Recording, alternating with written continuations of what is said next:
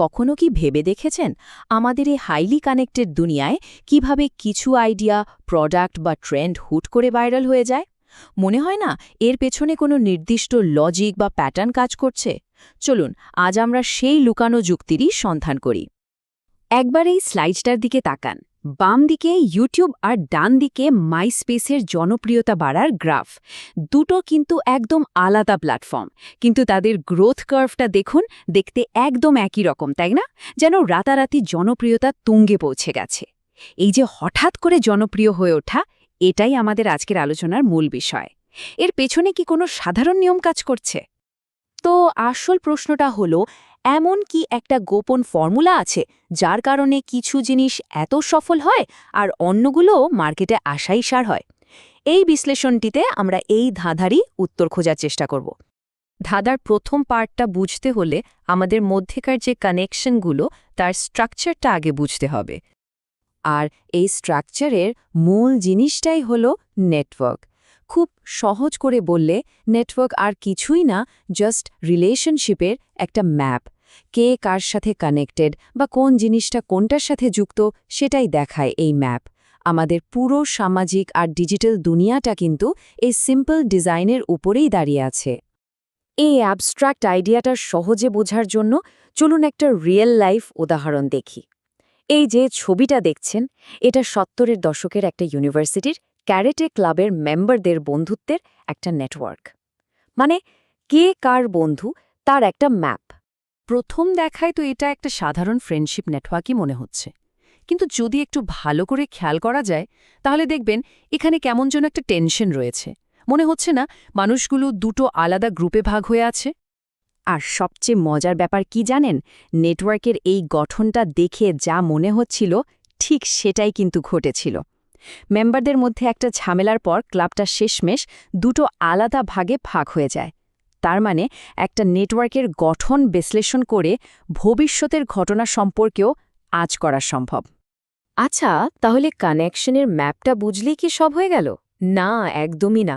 আমাদের এটাও বুঝতে হবে যে মানুষ এই নেটওয়ার্কের মধ্যে থেকে কিভাবে আচরণ করে বা ডিসিশন নেয়। এই স্লাইডের কথাটা কিন্তু বেশ অদ্ভুত, তাই না? ভাবুন তো, একটা নতুন ফাস্ট হাইওয়ে বানালে তো ট্রাফিক কমার কথা, কিন্তু অনেক সময় এর উল্টোটা হয়। সবার যাতায়াতের সময় আরও বেড়ে যায়। কারণটা সহজ, যখন সবাই শর্টকাট পেয়ে ওটাই ব্যবহার করা শুরু করে, তখন সেই নতুন রাস্তাতেই ভয়ঙ্কর জ্যাম লেগে যায়। মানে প্রত্যেকে নিজের জন্য সেরাটা ভাবতে গিয়ে আখেরে সবার জন্যই খারাপ পরিস্থিতি তৈরি করে। মানুষের এই ধরনের স্ট্র্যাটেজিক আচরণ বোঝার যে টুল, সেটাই হলো গেম থিওরি। মানে যখন আমাদের নেওয়া কোনো সিদ্ধান্তের রেজাল্টটা অন্যদের সিদ্ধান্তের উপর নির্ভর করে, তখন আমরা কি করি, সেটাই গেম থিওরি আমাদের বুঝতে সাহায্য করে। তো এখন আমাদের হাতে ধাঁধার দুটো পিসই আছে। ১, নেটওয়ার্কের গঠন, আর ২, মানুষের আচরণ। এই দুটোকে একসাথে করলেই আমরা বুঝতে পারব কিভাবে কোনো আইডিয়া বা জিনিস ভাইরাল হয়ে যায়। এই স্লাইডে ছবি দুটো দেখুন, কি অদ্ভুত মিল, তাই না? বাম দিকে একটা প্রোডাক্টের কথা কিভাবে মানুষের মধ্যে ছড়িয়ে পড়ছে, আর ডান দিকে যক্ষ্মা রোগের বিস্তার। দুটো একদম আলাদা জিনিস, কিন্তু ছড়িয়ে পড়ার প্যাটার্নটা দেখুন, প্রায় একই রকম। এখান থেকেই বোঝা যায় ভালো আইডিয়া হোক বা খারাপ রোগ, দুটোই নেটওয়ার্কের মাধ্যমে ছড়ায়, অনেকটা ছোঁয়াচে রোগের মতো। আসলে এই যে নেটওয়ার্ক পার্সপেক্টিভ বা নেটওয়ার্কের চোখে সবকিছুকে দেখা, এটা আমাদের আধুনিক বিশ্বকে বোঝার জন্য একটা খুবই পাওয়ারফুল টুল।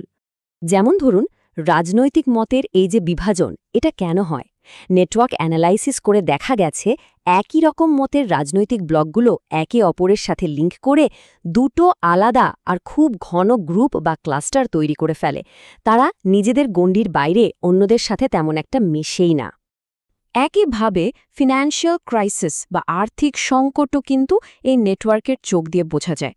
বিভিন্ন ব্যাংক আর ফিন্যান্সিয়াল ইনস্টিটিউশনের মধ্যে লোন নেওয়াটা একটা জটিল জালের মতো নেটওয়ার্ক তৈরি করে। এখানে একটা প্রতিষ্ঠান ফেল করলে সেই ধাক্কাটার ডমিনো এফেক্টের মতো পুরো সিস্টেমে ছড়িয়ে পড়তে পারে। এমনকি উইজডম অফ ক্রাউডস, মানে অনেক মানুষের সম্মিলিত জ্ঞানের মতো ব্যাপারগুলোও এটা দিয়ে ব্যাখ্যা করা যায়। প্রেডিকশন মার্কেটগুলো ঠিক এটাই করে। নেটওয়ার্কের মাধ্যমে হাজার হাজার মানুষের ছোট ছোট তথ্যকে এক জায়গায় এনে ভবিষ্যতের কোনো ঘটনা, যেমন ইলেকশনের রেজাল্ট, প্রায় নিখুঁতভাবে বলে দিতে পারে। তাহলে ব্যাপারটা দাঁড়াচ্ছে আমাদের প্রত্যেকটা পছন্দ, প্রত্যেকটা কানেকশন আসলে একটা অনেক বড় সিস্টেমের অংশ। কানেকশনের উপর গড়ে ওঠা এই পৃথিবীতে আমাদের পরের সিদ্ধান্তটা যে কিসের জন্ম দেবে তা হয়তো আমরা নিজেরাও জানি না।